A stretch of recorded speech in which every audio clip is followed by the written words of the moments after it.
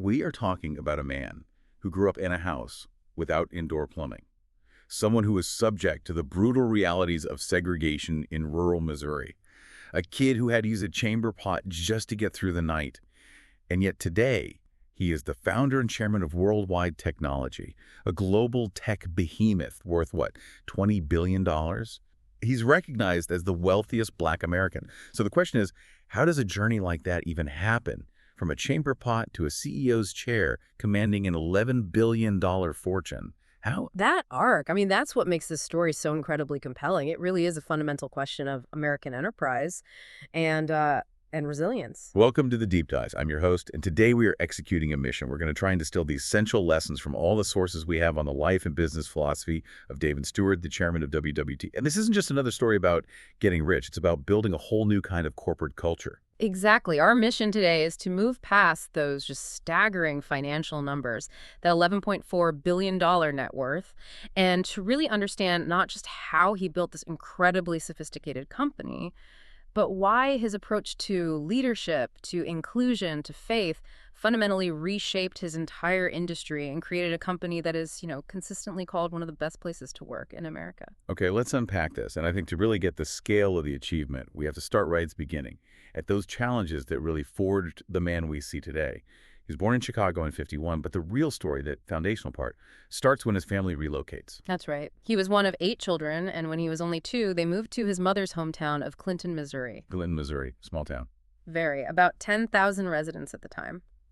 And this move, it placed his entire childhood, his formative years, deep in the American heartland during a period of just intense social change.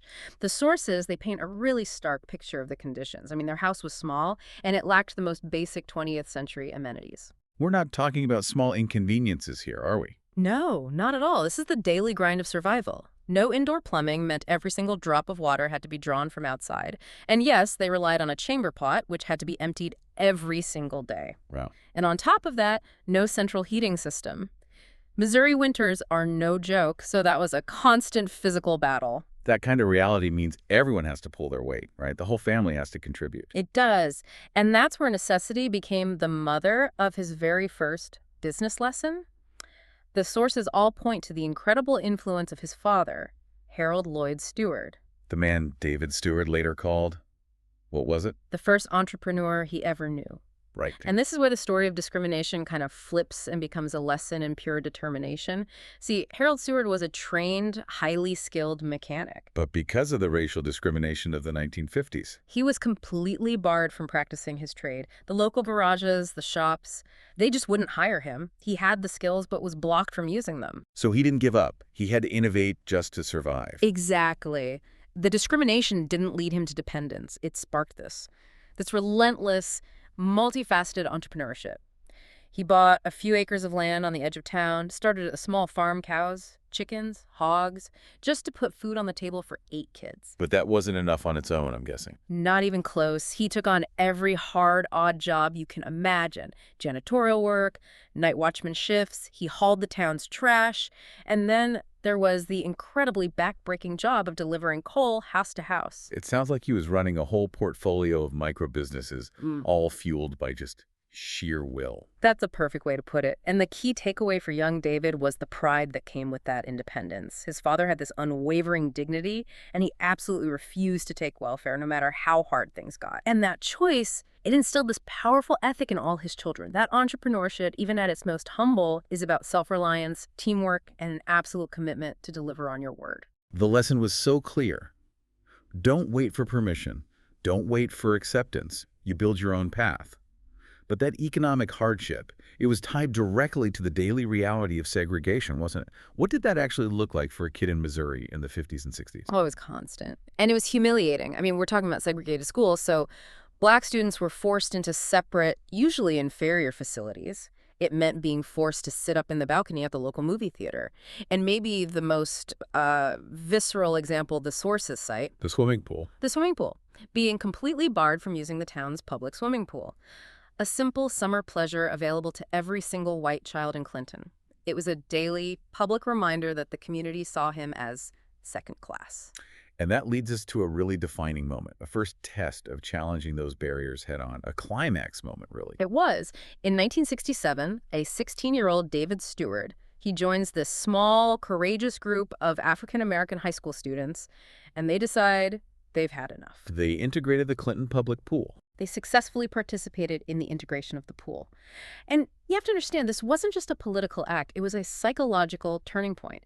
It took real bravery, a willingness to stand up to the entire established order, and a flat-out refusal to accept the limits others tried to place on him. When you connect that dot to the bigger picture, it all starts to make sense. It does. Those formative years, the resilience born from necessity, the strong Christian faith his mother instilled in him, and this firsthand experience of fighting and winning against racial injustice, that created his moral and ethical framework.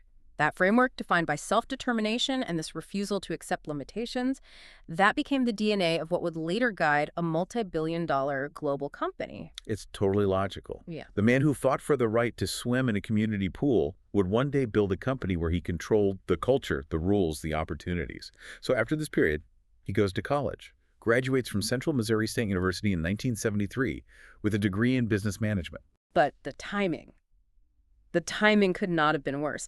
He walked straight into a severe national recession. And unlike a lot of his classmates, he had absolutely zero financial safety net. His family capital to give him. He was completely exposed. And this is where that resourcefulness, that echo of his father's grit, it just kicks right in. He finds a way. He does.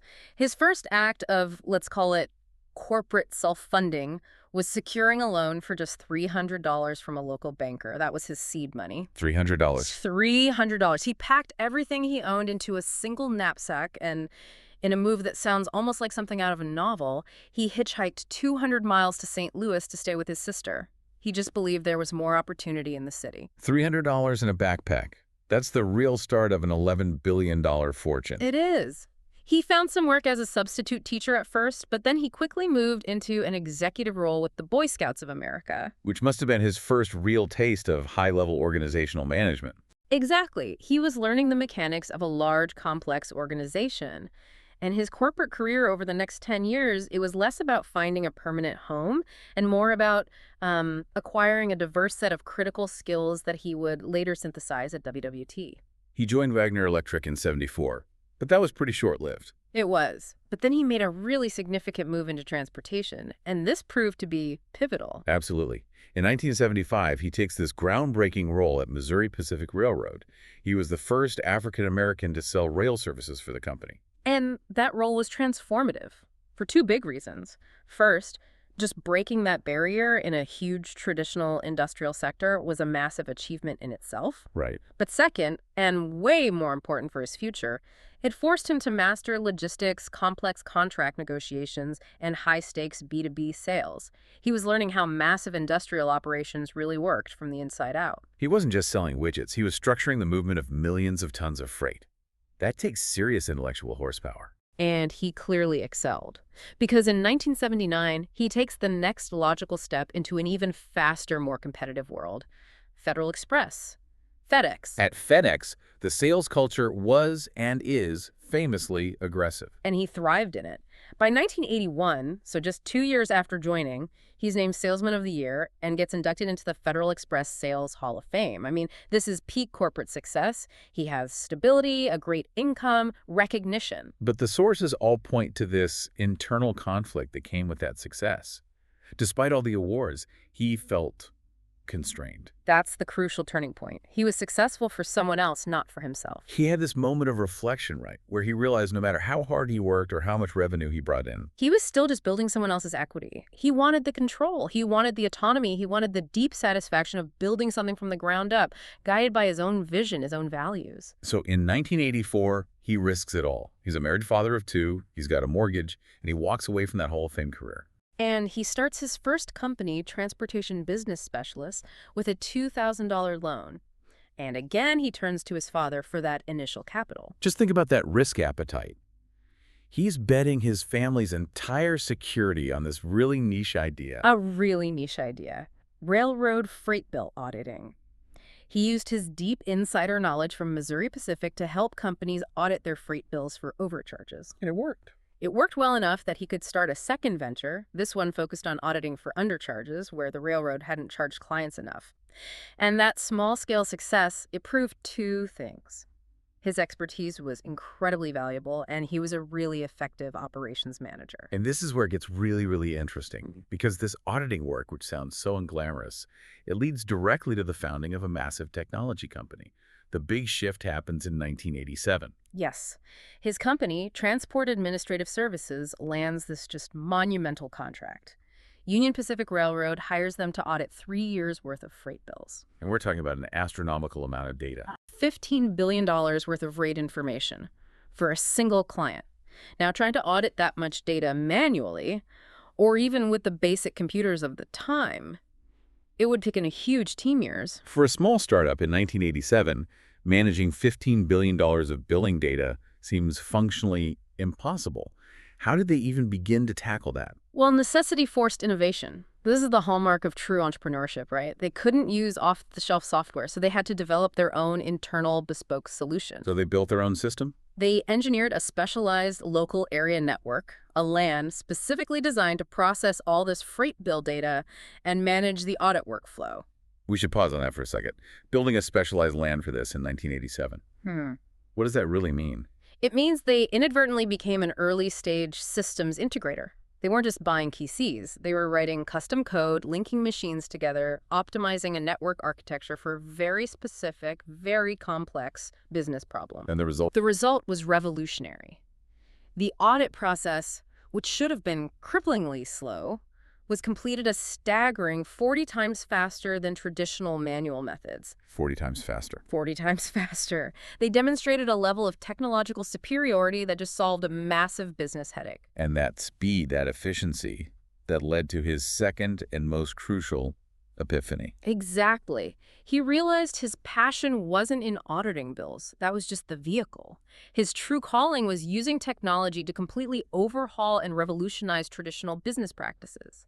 The LAN they built wasn't just a tool to get a job done, it was the product. So that moment shifts his focus entirely, away from transportation straight into technology. Straight into technology integration and supply chain solutions. That breakthrough moment, that 40x speed increase, that was the intellectual blueprint for worldwide technology. So that revelation leads directly to the founding of WWT in 1990, built on this vision of being a top-tier technology integrator. But even with that vision, those early days must have been incredibly precarious. Oh, they were. The sources all confirm it. This was a classic bootstrap company. There was almost no initial capital. Steward maxed out his personal credit cards, poured in every dime of his own savings. There weren't any VCs lining up in St. Louis for this kind of company back then. But their strategy to get a foothold was, frankly, brilliant. They went after government contracts. Specifically, they targeted the Small Business Administration's 8A Business Development Program. And that program was instrumental for them. Can you break that down? What is the 8A program? It's a program designed specifically to help firms owned by socially and economically disadvantaged individuals. It helps them get government contracts. It gives them technical assistance. For WWT, this wasn't just about guaranteed revenue. It was like mandatory high-level training. Because government contracts, especially with someone like the Department of Defense, they're incredibly demanding. Exactly. They require the absolute highest standards of reliability, systems integration, security protocols. So this forced WWT to develop world-class expertise in really complex systems before they had to compete head-to-head in the commercial market. So the program gave them stability, and it allowed them to scale and mature. It essentially let them pay for their own extremely sophisticated R&D and operational maturity. And today, WWT is consistently cited as one of the biggest success stories to ever come out of the SBA 8.0 program. It's proof that the initiative works. And that foundation, it just launched them into the stratosphere. The milestones after that are exponential. They move so fast from being a successful government contractor to a major commercial player. They blew past $1 billion in annual sales by 2003, and at that point, they're a real force in the industry. And today, the scale is just, it's hard to wrap your head around. It really is. The revenue figures you see cited range from $17 billion to some sources pushing closer to $20 billion annually. They've got over 12,000 employees globally, over 20 facilities that cover 4 million square feet of space, including these massive state-of-the-art advanced technology centers. And crucially, that success makes WWT the largest Black-owned company in the United States. Period. But they're not resting on that success. They're still making these aggressive, strategic moves to stay ahead of the curve. Which brings us to a huge recent development. The sources point to a massive strategic move they made in 2025, the acquisition of SoftChoice. Yes, a huge deal. They acquired SoftChoice, which is a very well-established Canadian IT solutions provider, for $1.3 billion. That is a monumental investment. Yeah. What was the strategic thinking there? Why spend over $1 billion on SoftChoice? Yeah. How did that fit with WWT's existing strengths? It was all about market penetration and accelerating their evolution. They were moving from being primarily a hardware and services integrator to becoming a software and cloud specialist. SoftChoice brought two critical assets to the table. Okay, wait there. First, they had deep, established relationships with the commercial small to medium business market, the SMB market. WWT has historically focused on huge enterprise-level clients, so SoftChoice opened up this vast new customer segment for them. And the second asset? Strong cloud competency. SoftChoice had really key partnerships, especially with Microsoft, and a lot of expertise in cloud integration. So it wasn't just about buying revenue. It was a strategic acquisition of intellectual capital and market access. Precisely. It was a way to accelerate their pivot toward AI and software services, positioning them to compete with giants like CDW and other big integrators. It shows a real maturity. They're using their capital to buy new capabilities instead of trying to build everything from scratch. It's a very forward-looking play. Now, we can't really talk about WWT's success without digging into what people call the David Steward way, this corporate culture he built, which he sees as his fundamental competitive advantage. And the market recognition for that culture is just undeniable. I mean, they've been on Fortune's 100 Best Companies to Work For list for 6 straight years. They're always highly ranked on Glassdoor's Best Places to Work. Which is almost unheard of in the tech industry, right? It's a high turnover, often brutal environment. It's incredibly rare. That kind of consistent employee satisfaction and retention is a huge anomaly. And what's unique here is that this culture is so explicitly and openly tied to his personal belief system. He's not shy about it. The core philosophy is rooted in his Christian faith and the principle of servant leadership, which he details in his books like Doing Business by the Good Book. And it is genuinely remarkable for a CEO of a global tech firm to be so transparent about the influence of faith on their actual operational structure. So what does that look like in practice? Steward's perspective is that leadership is about service. It is. He operationalizes this biblical concept of stewardship, the idea that your possessions, your talents, your business opportunities, they're not entitlements. They're entrusted gifts that you have to use responsibly. But how does that abstract idea translate into, daily management of a multinational company with 12,000 employees? Well, it shows up in a few key ways. First, there's a huge focus on employee empowerment and long-term investment. The golden rule, treating others as you'd want to be treated, is WWT's explicit core principle. That means transparency, trust, and ethical dealings in every single interaction. So, for example, during a downturn. Exactly. During economic downturns or big industry shifts, WWT is known for prioritizing employee retention and retraining over mass layoffs. They show this long-term commitment to the people entrusted to their care. Steward sees his primary job as serving his employees and helping them succeed because he believes they are the stewards of the company's future. And that focus on service extends directly to his views on diversity and inclusion. He sees them as engines for innovation. He's very explicit about it. He sees it as a business necessity. There's a powerful quote from him that captures it perfectly. Talent is equally distributed, opportunity is not. We need to change that by inspiring and igniting untapped potential. He's basically saying that to solve the world's most complex problems, you need the broadest possible range of viewpoints. You can't just draw from traditional sources. The lack of opportunity he faced as a kid in Clinton, Missouri, now directly drives the opportunity structure inside his own company. And you can see that in their supplier diversity program. WWT benefited so much from the SBA 80s program, and now they're actively paying it forward. They really are. They proactively support other small and disadvantaged businesses through partnerships, like with the National Minority Supplier Development Council. They use their immense purchasing power to elevate other emerging diverse businesses. It's not just a compliance thing, it's a deliberate cycle of economic empowerment. Which raises an important question. How does maintaining this very values-driven culture, which includes things like his regular chairman's newsletters and the famous WWT Family and Friends prayer call, how does that translate into hard business outcomes in the tech industry? Well, the outcome is the proof. The sustained financial success, the low turnover, the high retention rates.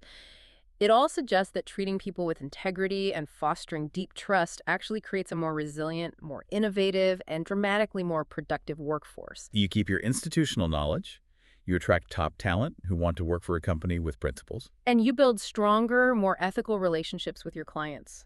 It fundamentally challenges that old idea that you have to be ruthless to maximize profits, or that there's a trade-off between ethics and earnings. He's basically providing living proof that you can run a business on moral clarity and still reach the absolute peak of financial success. In an industry that demands constant human creativity and collaboration, no less, it's a powerful model. So now we have to talk about the sheer scale of that financial success, because it really does put David Steward in some truly rarefied air. His net worth as of 2024 is estimated at $11.4 billion. And that figure solidifies his status as the wealthiest Black American, surpassing Robert Smith. And it's not just the amount, it's how he made it. Forbes has this self-made scale from 0 to 10. 10 means you built your fortune from the most modest beginnings with almost no inherited advantage. David Steward has a perfect score of 10. And that perfect 10, it tells the whole story. It signifies a fortune built entirely through decades of operational effort, of risk-taking, of reinvestment, all starting from that $300 loan and the hard lessons he learned back in Clinton. It's a truly self-made empire built against incredible odds. And that legacy, it extends beyond just his personal balance sheet. You can see this culture of achievement within his own family. He and his wife, Thelma, a professional nurse, have been married for nearly 50 years. And their success has created a foundation for their two children to forge their own paths, completely outside the tech industry. Their son, David Steward II, is the CEO of Polarity, which includes Lionforge Animation. Which is recognized as the only Black-owned digital animation studio in the United States. And their daughter, Kimberly Steward, founded and leads K-Period Media, a film production and finance company. And here's the really surprising fact that just underscores the family's incredible creative success. Both David II and Kimberly have been awarded Oscars. Oscars. By the Academy of Motion Picture Arts and Sciences for their work.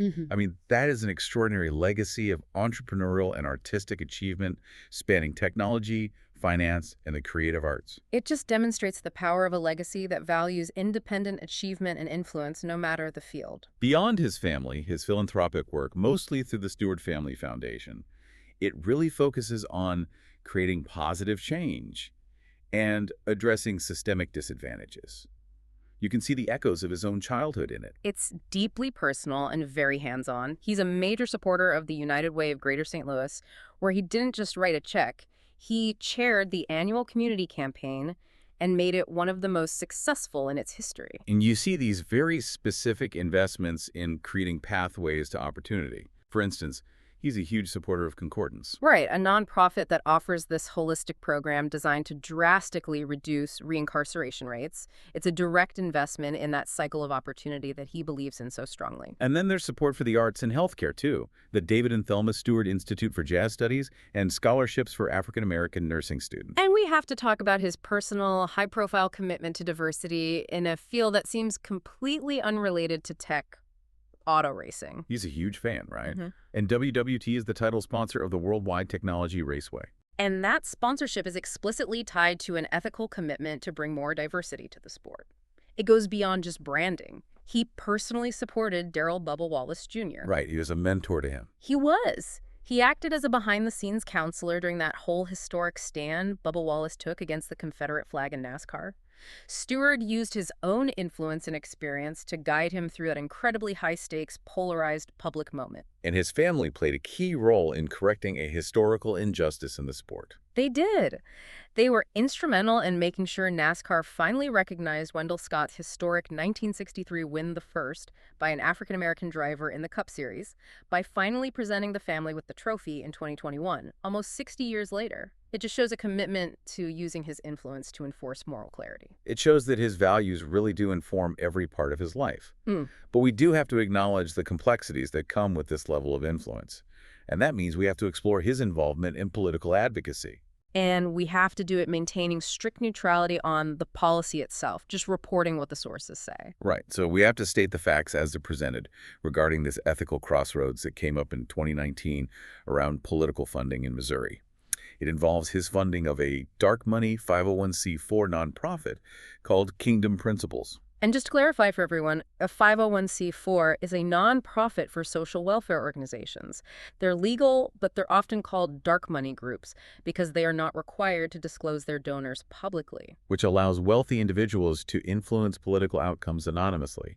And that's the core of the controversy here. Right. And the policy this organization was advocating for involved changes to Missouri's Title IX policy, specifically how colleges handle sexual misconduct cases. They were advocating for changes to the due process rights for accused students. It was already a highly polarized issue. Extremely. And the organization was founded by a lobbyist whose own son had faced misconduct allegations, which has intensified all the scrutiny. And Steward's funding of this group through this anonymous vehicle raised legitimate concerns. Critics argued that using a non-disclosing dark money group allowed a single wealthy individual to wield this disproportionate influence over a really sensitive policy debate without any public accountability. So it created this kind of ethical paradox. You have this overwhelmingly positive public reputation built on opportunity and servant leadership, but then the use of this specific advocacy mechanism was opposed even by institutions he normally supports, like Washington University, because of concerns about transparency. It just shows that even the most principled leaders can face these really complex, sometimes contradictory ethical choices when they engage in the political sphere. That nuance is absolutely crucial. And before we conclude, we have to make one more very important clarification because the names can get confused in the news. Yes, this is important. We are emphatically talking about David Lloyd Steward, the founder of worldwide technology WWT. A highly profitable, structurally sound systems integration business. He is entirely distinct and unrelated to Steward Healthcare. That's the large healthcare company that's been facing severe financial distress and a lot of lawsuits. They're completely separate entities. David L. Steward has absolutely no involvement with that struggling healthcare provider. It's a vital distinction. David Steward's success is rooted in stable, profitable technology logistics, which is the complete opposite of what's happening at the similarly named healthcare company. Okay, so what does this all mean? When we look back at the whole story, from that house in segregated Clinton with no plumbing to commanding a $20 billion tech enterprise, Steward's model is just so different from the typical Silicon Valley narrative. It really is. It wasn't built on ruthless disruption or venture capital fireworks or quick cash outs. It was built on patience and moral clarity. And what's so fascinating is that he provides this proof of concept for the whole business world, that a values-driven, highly ethical, inclusion-focused approach to business, it can not only survive, it can achieve peak financial results. He fundamentally challenges that deeply entrenched idea that profit and principles have to be mutually exclusive. His legacy isn't just the money, it's the kind of company he built, one that's repeatedly called an exemplary employer. He showed that you can achieve global technological dominance with servant leadership as your engine. And that engine, it takes us right back to his true beginning, that revelation in 1987. He had his first major technological breakthrough processing those bills 40 times faster by developing an internal solution out of sheer necessity. The pain of the old system forced a technical shift. That is the perfect takeaway. So think about where in your own life or your own work, whether you're prepping for a meeting or building a team, where is there a tedious traditional process that's just waiting for that necessary shift? The thing that seems dull or overwhelming right now, that could be the very friction point that leads to your own epiphany. The solutions to our most painful processes often hide the next generation of innovation. Look for the points of greatest friction. Apply Steward's lesson. Build the solution yourself, and the product will follow. Thank you for joining us on this deep dive into the extraordinary self-made journey of David Steward, founder of Worldwide Technology. We hope this gave you a powerful new perspective on how resilience, faith, and integrity can be translated into global-scale success. If Steward's journey showed you that enduring success can be found by confronting those friction points and investing in integrity, please take just a moment to like this deep dive and subscribe to the channel so you don't miss our next exploration. We really appreciate your support and your attention. Until next time, be well and keep seeking those opportunities. Farewell.